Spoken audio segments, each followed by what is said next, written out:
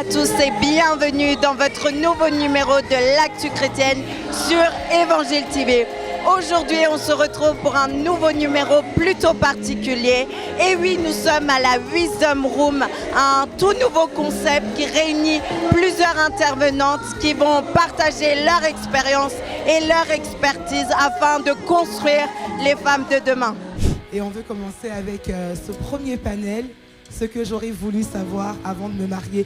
J'ai aimé quand le pasteur Laurine a dit que si on avait eu ce genre de plateforme il y a quelques années en arrière, il y a beaucoup d'erreurs qu'on aurait évitées. Hein? Et ce soir, on est là pour vous communiquer ce qu'on a appris, notre modeste expérience. On ne dit pas qu'on sait tout, mais on croit qu'on a quand même fait un peu de chemin et on aimerait vraiment communiquer ce qu'on a appris. Mais vous savez, parfois, Dieu ne vous veut pas quelque part, mais vous forcez à pouvoir être là où Dieu ne vous veut pas. Le problème, c'est que quand tu es là où Dieu ne te veut pas, tu auras des résultats que Dieu ne veut pas. Wow.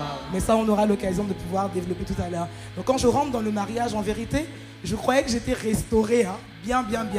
Mais quand j'arrive dans le mariage, alors que j'avais fait quand même une petite année de pause et tout avant de me marier, je me suis rendu compte que la restauration ne dépend pas toujours en fait du temps, du petit temps que tu mets ou de 2 ans, 3 ans. Ça dépend surtout de ta volonté et ta capacité à t'approcher de celui qui guérit. Wow.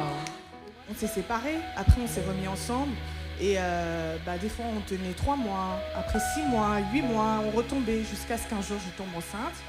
Et sincèrement, j'ai pleuré, j'ai beaucoup pleuré parce qu'on m'avait déjà matrixé. En fait, tu vas épouser un homme de Dieu, c'est un chantre avec une grande destinée. Donc là, quand j'ai su ça, je l'ai appelé. Je dis pardon, je suis une Jézabel. Pardon, je suis une sorcière, j'ai gâché ta destinée. Tu ne seras jamais pasteur à cause de moi, à cause de ce... Il a dit, hey, l'enfant, on l'a fait à 2. Et on va assumer à 2. Donc on était déjà fiancés, mais voilà, on n'était pas mariés, quoi. Donc il m'a dit, je vais te marier. Donc on s'est mariés plus tôt, on devait se marier dans 2 ans, mais on s'est mariés un peu plus tôt, voilà, parce qu'il ne voulait pas... on ne voulait pas que l'enfant, c'est notre choix, hein, on ne voulait pas que l'enfant naisse dans un foyer où les parents ne sont pas mariés. Donc sincèrement, on a pris, comme on dit, nos clics et nos claques. J'avais pas d'argent. J'ai pas attendu d'avoir cette robe, d'avoir un flash mob, Naija, nigérien, je sais pas quoi. Non, on s'est mariés dans un restaurant à volonté chinois.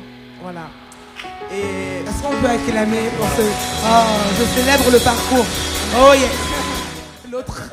Moi, c'était premier point, le choc des différences, des tempéraments. Parce ça que, là. Ouais, ça là, c'était une gifle spirituelle. Parce que, je vous prends un exemple banal, par exemple. Vous savez ce qu'on voit à la télé quand vous êtes au restaurant et puis la femme va mettre la main dans le plat de l'homme. Parce que moi, je trouvais ça mignon, bien sûr. Et donc, je me rappelle, dans le mariage, on mange à table et tout. Et puis moi, j'ai dit, j'ai vu ça à la télé. Je vais manger dans l'assiette de mon mari. La première fois, il ne dit rien, mais je sens comment... Et puis, je me dis, mais pourquoi il respire comme ça? C'est romantique. Parce que les extravertis ont tendance à croire que ce qui leur fait du bien aux introvertis. Et c'est pas la vérité en fait. Et donc mon mari dit non, si tu veux, je m'en vais te servir. Je ne comprends pas comment tu as ton assiette, mais tu veux manger dans mon assiette. Non, explique-moi ma femme, c'est quoi le délire? J'ai dit mais bébé, c'est romantique.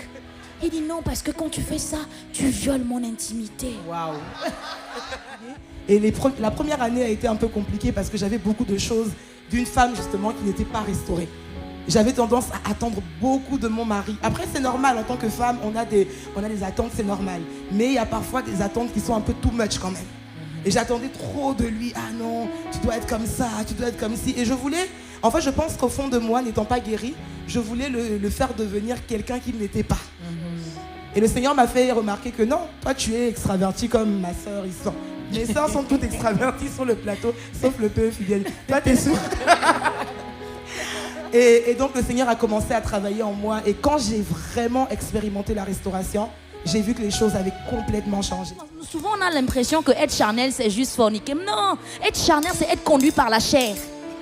C'est vrai, quand tu es chrétien, tu pries, mais au moment où tu dois être conduit par l'esprit, prendre des décisions conduites par l'esprit, tu poses des actions conduites par tes émotions, tu es charnel. Tu peux être pasteur et être charnel. Responsable d'un département, tu es charnel. Parce que tu te laisses conduire par tes émotions. Que Dieu nous délivre des émotions. Les émotions sont un danger pour l'être humain. Que Dieu nous délivre. En tout cas, ça a été un passage assez remarqué par votre authenticité. Vraiment, c'était très agréable de vous écouter. J'ai une petite question. Que pensez-vous de la Wisdom Room ? Alors, déjà, merci. J'adore le concept. J'avoue que j'aurais aimé avoir ce genre de réunion, de rencontre. Aujourd'hui, j'ai 11 ans. Cette année, j'aurai 11 ans de mariage. J'avoue que ça m'aurait fait énormément de bien d'être exposée à ce type d'atmosphère avant de rentrer dans le mariage. Mais Dieu a fait grâce. Je l'ai rencontré sur le chemin et je me suis réajustée. Je pense que c'est un concept vraiment qui doit être vulgarisé au maximum parce que les gens ont besoin d'être exposés à ce type de discours. Vous savez, la Bible dit, avant que Isaac n'épouse sa femme Rebecca, il a pris Rebecca et il l'a emmenée dans la tente de sa mère. Certains théologiens indiquent qu'en emmenant Rebecca sous la tente de sa mère, en réalité, il voulait que Saraï, autant pour moi, lui inculque les valeurs. Et d'ailleurs, dans le livre de Tite 3, si je ne me trompe, la Bible dit que les mamans apprennent aux jeunes filles à aimer leur mari. Ça veut dire que dans cette génération, nous les jeunes femmes, on a besoin d'être exposées à des discours qui nous permettent d'être renouveler dans notre intelligence, parce que la plupart des femmes, lorsque nous rentrons dans le mariage, nous rentrons avec les mauvaises informations. Et je dis, ce concept de la Wisdom Room, c'est juste extraordinaire. J'encourage la visionnaire, le pasteur Aïda Moussavou, que Dieu bénisse et emmène cette vision à l'international. Je sais qu'il le fera. Tu es le papa.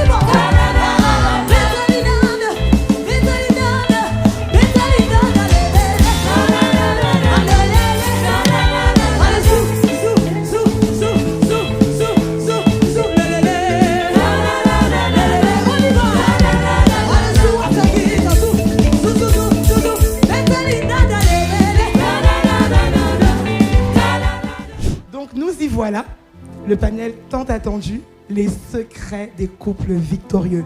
Dis avec moi les secrets des couples victorieux. Et pour en parler, je suis donc avec la marraine de l'événement, le pasteur Paulette, le pasteur Audrey, ainsi que ma très chère sœur, le pasteur Laure. Alors, est-ce qu'on peut rentrer dans le vif du sujet? Est-ce qu'on peut dire on peut rentrer? On peut rentrer. On est à cœur ouvert. On va continuer le truc, pasteur Karel. À cœur ouvert? Merci, pasteur Karel. Alors, on a écouté ce que j'aurais voulu savoir avant de me marier. Et on veut maintenant parler des secrets des couples victorieux. Vous êtes mariés depuis très longtemps. En tout cas, on a entendu 21 ans, 16 ans, en tout cas vraiment beaucoup de longues années. Et j'avais une première question à vous poser, c'est que, est-ce qu'après toutes ces années de mariage, vous avez l'impression que vous avez fait le tour ou vous continuez encore à découvrir l'homme avec qui vous êtes? Alors, moi, je dirais que la majeure partie du tour, je pense que je l'ai fait. Pourquoi? Parce que c'est vrai que mon mari, il est très extraverti. Et souvent, dans ses prédications, il dit, comme vous me voyez en train de prêcher, c'est ce que je suis aussi à la maison. Donc, en fait, il n'y a pas tant de mystère que ça. Donc, du coup, comme il est très extraverti, c'est vrai qu'on peut voir, effectivement, discerner sa personnalité, discerner comment il est, ce qu'il va faire, etc. Et avec 21 ans de mariage, franchement, voilà, je sais, je devine même à l'avance comment il va réagir et ce qu'il va faire parfois. Wow. Tellement je le connais, donc je sais déjà. Et parfois, ça l'énerve un peu et tout. Voilà, parce que je le devance déjà. Je lui dis, regarde, tu vas faire ci, ça, ça, ça, ça. Et après, effectivement, ça se trouve vrai aussi.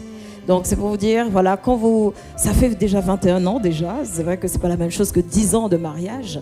On fait déjà la majeure partie du tour, mais c'est vrai qu'il y a toujours des surprises. Ok, pasteur Laure. Alors moi, comme les mamans pasteurs, je découvre encore. Alors, l'homme qu'il est, c'est pas que j'ai fait le tour, mais l'homme de Dieu qu'il est, chaque jour m'impressionne. Oui, parce que franchement, il a cette capacité de se déployer, de prendre en carrure, en stature, en sagesse. Wow. Bon, je sais qu'il est couché, donc je pourrai le dire. Un jour, je lui ai dit, waouh, chérie, tu me touches par ton niveau de sagesse. C'était pas un compliment pour le flatter, c'était une réalité, quelque chose que j'ai vu en lui. Il a cette capacité de poser des actes, mais remplis de sagesse. Il a cette capacité de voir au loin, de voir, mais vraiment, le film, comment va finir le film. Et ça m'a toujours impressionnée. On parle des secrets des couples victorieux. Est-ce que tu peux nous donner des clés pour être un couple fort qui traverse les temps et les saisons? Amen.